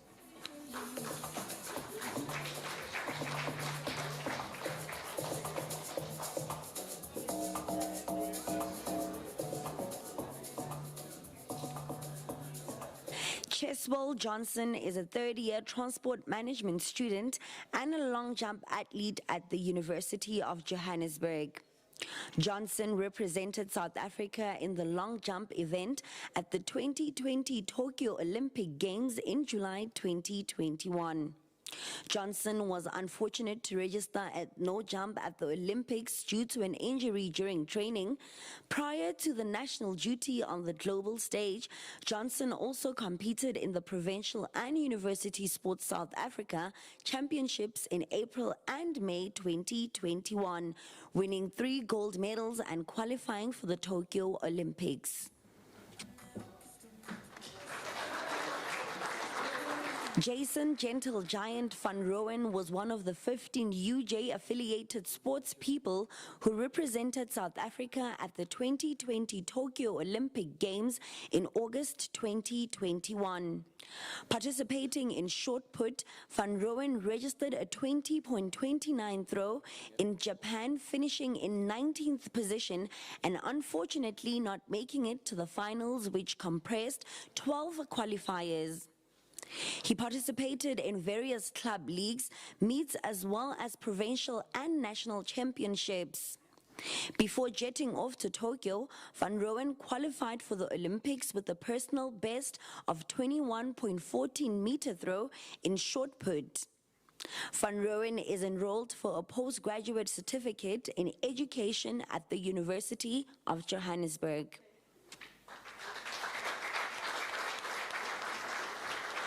Nicholas Jacobs represented the Namibian senior men's hockey team in a 5-test series against South Africa's men's hockey team in May 2021. Jacobs was also selected as a non-traveling reserve for Namibia's senior men's indoor team in the Indoor Africa Cup of Nations tournament in Durban, South Africa. It did not end there. Jacobs was also chosen for the Namibian under-21 men's team that was scheduled to play at the Africa Cup of Nations in the AFHF Junior World Cup qualifiers in Windhoek, Namibia. The competition was cancelled due to COVID-19 pandemic. Jacobs is a 4th-year postgraduate diploma in accounting science student at the University of Johannesburg.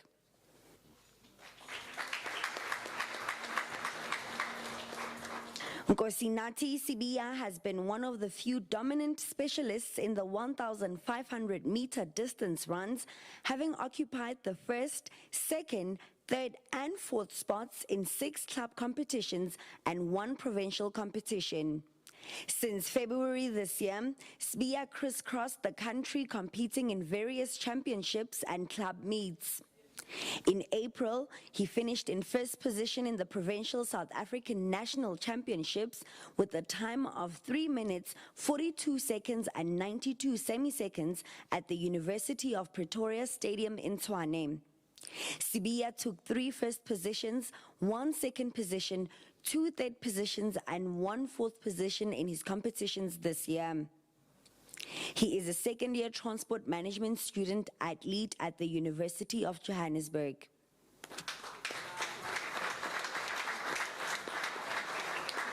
Ronald Brown represented the Blitzboks South Africa's 7s rugby team in the 2020 Tokyo Olympic Games. Brown and his teammates started off the competition well, finishing top of the table in Pool C. However, a 5-player Argentinian squad knocked South Africa out with a 19-14 final score in the quarterfinals, ending their dreams of progressing to the semi-finals in the global games. Brown was also selected for the Blitzbox squad that could have traveled to Spain in February 2021. But the trip was cancelled off by the Spanish government due to COVID-19 international traveling restrictions. He is a Bachelor Education Senior Phase student at the University of Johannesburg.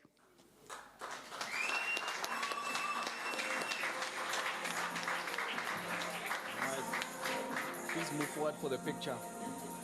Don't you want to be in? No, I don't want to be in the picture. No picture.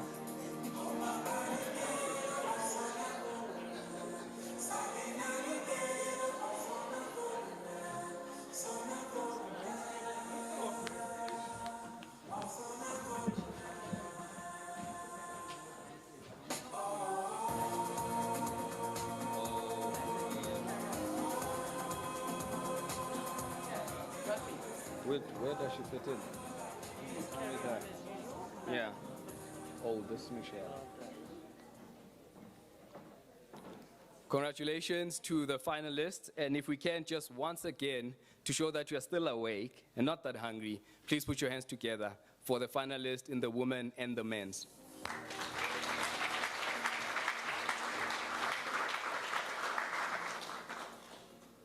And thank you, Ms. Morare, for joining me on stage. I am paying attention. I see you, the good work that you are doing. We now move on to the next category, which is Student Athlete Award for 2021. For that, can I please have Professor Mdu Ndlovu to come and join me on stage?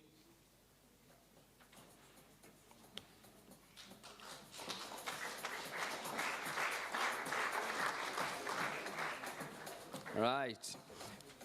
So Professor Ndlovu is the Vice Dean, Research and PG Studies at the Faculty of Education. For this particular criteria, this award is aimed at recognizing student athletes. Both the academic and sports performance are taken into consideration. With reference to the academic performance, the student athlete NQF level and average for the current academic year is considered when awarding points. So, let's get it started. The bronze medal for Student Athlete Award goes to Michelle Mukhanedi for wheelchair basketball. Michelle Mukhanedi helped South Africa's 3x3 wheelchair basketball senior side qualify for the 2022 Commonwealth Games that will take place in Birmingham, UK. The first-year UJ Bachelor of Engineering Technology Extraction Metallurgy student captained the SA team that beat Kenya in the IWBF Africa 2021 3x3 wheelchair basketball Commonwealth Game qualifier.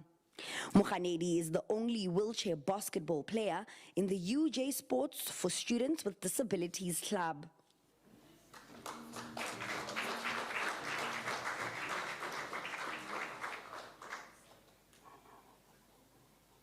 The silver medal for Student Athlete Award goes to Javanka Kruger for hockey. Javanka Kruger is a Namibian international hockey player and a fourth-year biokinetics student at the University of Johannesburg. In 2021, Javanka has been selected 3 times to represent her home country in March, May, and August in the indoor AFCON World Cup qualifiers in Durban, the AFCON qualifiers in Harare, and the Indoor Hockey World Cup in Berlin, Germany, respectively. Namibia finished in first position in Durban, while the May AFCON qualifiers were cancelled due to COVID-19.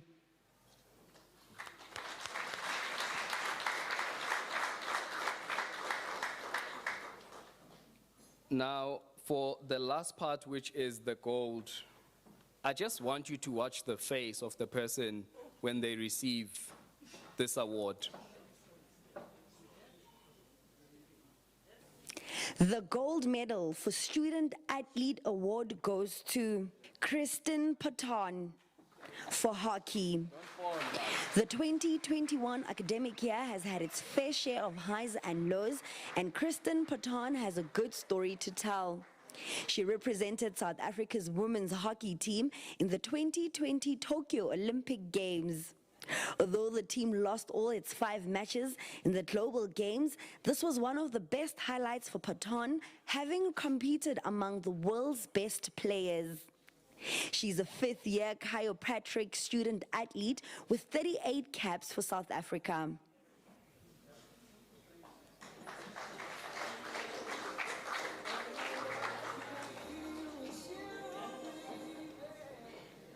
All right, congratulations to the winners once again, and thank you, Professor Ndlovu, for joining us. Ladies and gentlemen, we are literally 2 awards away from finishing, but please put your hands together for the winners, Student Athlete Awards.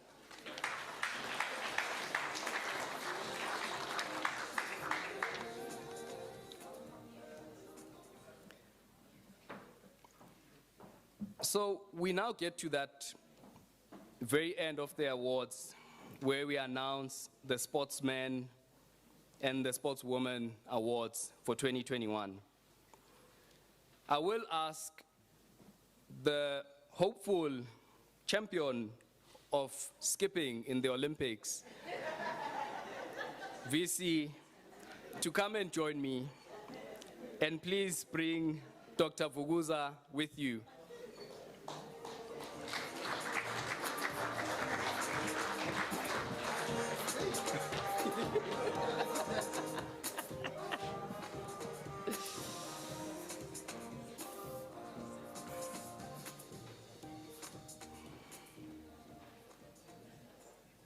Bronze for Sportswoman of the Year, Boitumelo Masuku for netball.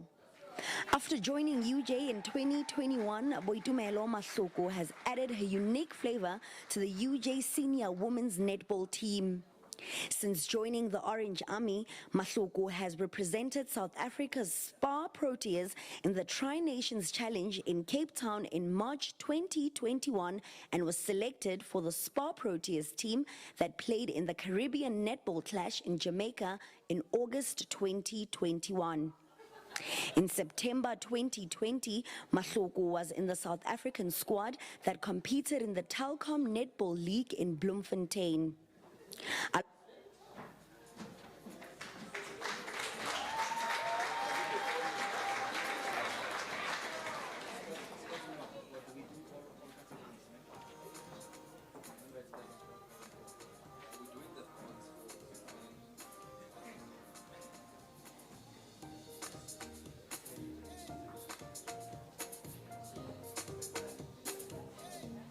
Bronze for Sportsman, Nicholas Jacobs for hockey. Nicholas Jacobs represented the Namibian senior men's hockey team in a 5-test series against South Africa's men's hockey team in May 2021. Jacobs was also selected as a non-traveling reserve for Namibia's senior men's indoor team in the Indoor Africa Cup of Nations tournament in Durban, South Africa. It did not end there. Jacobs was also chosen for the Namibian under-21 men's team that was scheduled to play at the Africa Cup of Nations in the AFHF Junior World Cup qualifiers in Windhoek, Namibia.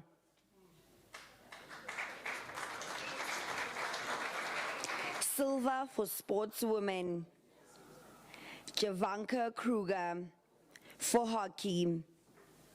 Javanko Kruger is a Namibian international hockey player and a 4th-year biokinetics student at the University of Johannesburg. In 2021, Javanka has been selected 3 times to represent her home country in March, May, and August in the indoor AFCON World Cup qualifiers in Durban, the AFCON qualifiers in Harare, and the Indoor Hockey World Cup in Berlin, Germany, respectively. Namibia finished in 1st position in Durban, while the May AFCON qualifier was cancelled due to COVID-19.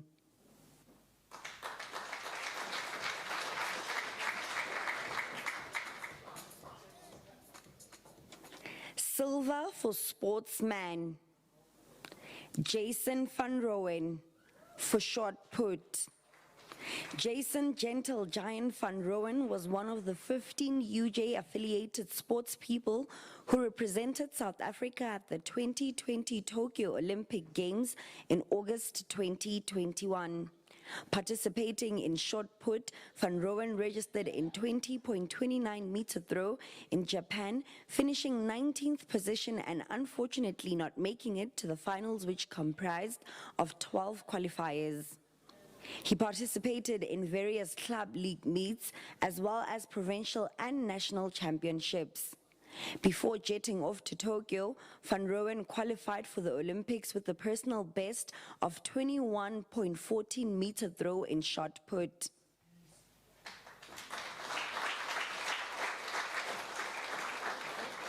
And the winner and gold medalist for Sportswomen of the Year 2021 is Christian Patton for hockey. The 2021 academic year has had its fair share of highs and lows, and Christian Patton has a good story to tell. She represented South Africa's women's hockey team in the 2020 Tokyo Olympic Games. Although the team lost all its 5 matches in the global games, this was one of the best highlights for Patton, having competed among the world's best players. She's a 5th-year chiropractic student athlete with 38 caps for South Africa.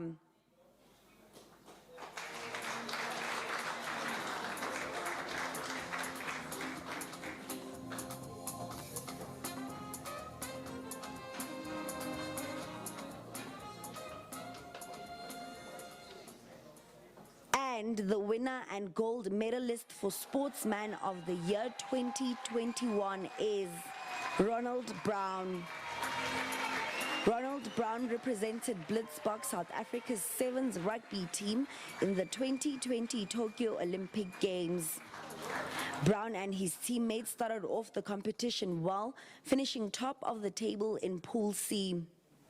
However, a 5-player Argentinian squad knocked South Africa out with a 19-14 final score in the quarterfinals, ending their dreams of progressing to the semi-finals in the global games. Brown was also selected for the Blitzboks squad that could have traveled to Spain in February 2021.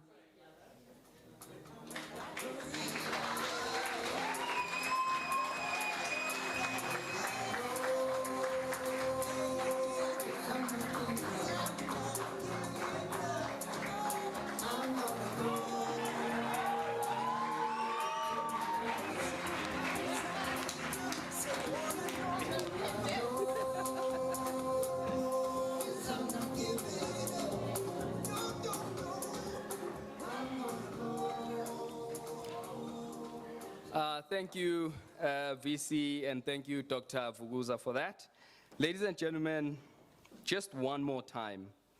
For all the winners and the finalists tonight, please put your hands really, really hard together.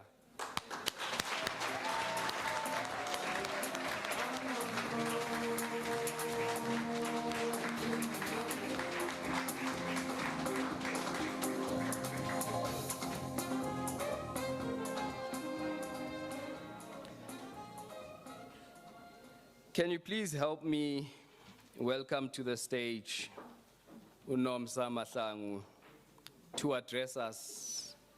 And remember that she is also a winner tonight, so please don't be jealous. Once again.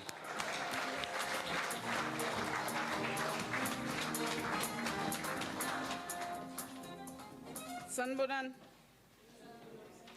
Dumelang. Hey, I know I'm the stumbling block between your dinner and this item. I'll make it very quick, all protocol observed. So I would like to take this opportunity to thank and pay tribute to the people that make our jobs easier. The first day I set my foot on UJ campus, I came for an interview, and part of the panelists was Prof. Andre Swart. And it was back in 2014. And since then, Prof. Swart has continuously been a supporting system to UJ Sport. If I'm not mistaken, he has never missed a UJ Sports Gala. And when we were still able to go and watch sport, he would sit there with us and, hey, the rugby team would be beaten, and he would continue encouraging us. And I would like to request Roger, the athletics manager and the team captain, to come help me hand over a token of appreciation to Prof. Swart for your continuous and non-ending support. You take my calls anytime. I bother you with things that don't make sense, and you continue to guide and lead us. Thank you, Prof.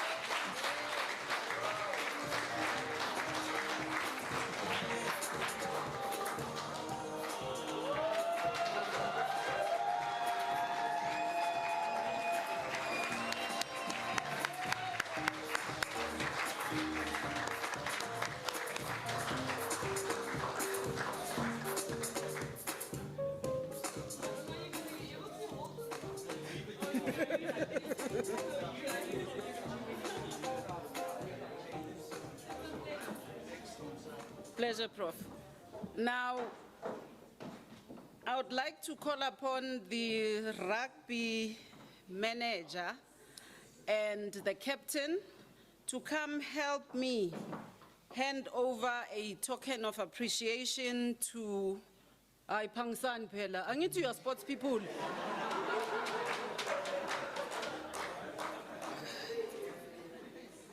Your sports people, you must be quick, Jomo. Okay.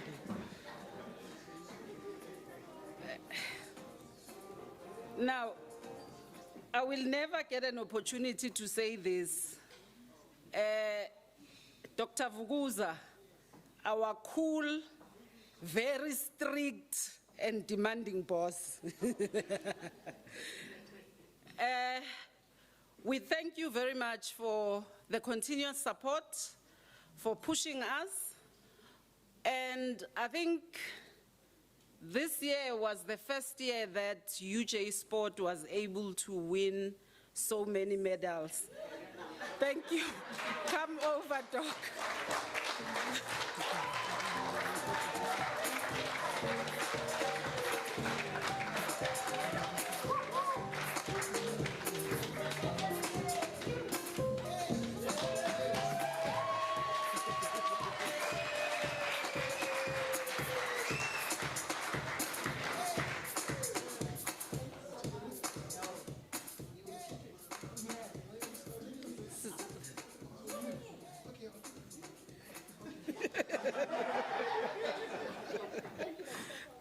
Thank you, Doc. Now, Big Boss, VC, Vice Chancellor and Principal of our institution. I remember the last Sports Awards you came, you promised to buy me a book about winning. I'm still waiting. But out of your continuous encouragement and the questions that you continue asking us, why are we not winning? I want to say, tonight I am proud to indicate that UJ Sport is champions in a number of sporting codes. And next year, we will bring more. And I would like to ask the history writing coach, Coach Karabo Mukhudi, and the captain to hand over a token of appreciation to VC. We beat Tax, VC, just for you.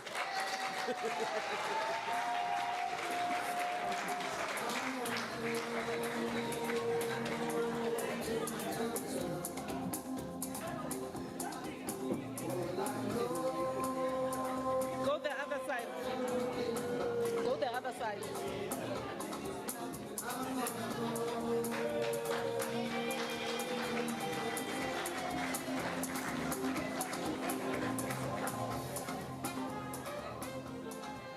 Thank you very much.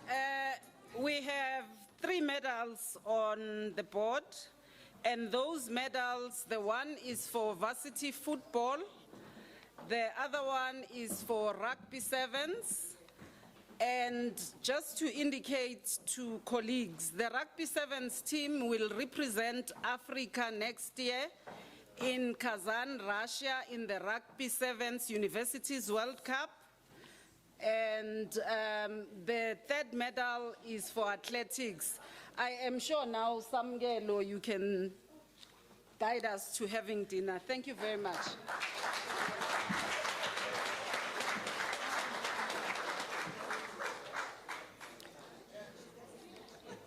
Thank you, Nomsa. Ladies and gentlemen, this concludes the formalities for tonight. You guys have been an amazing audience.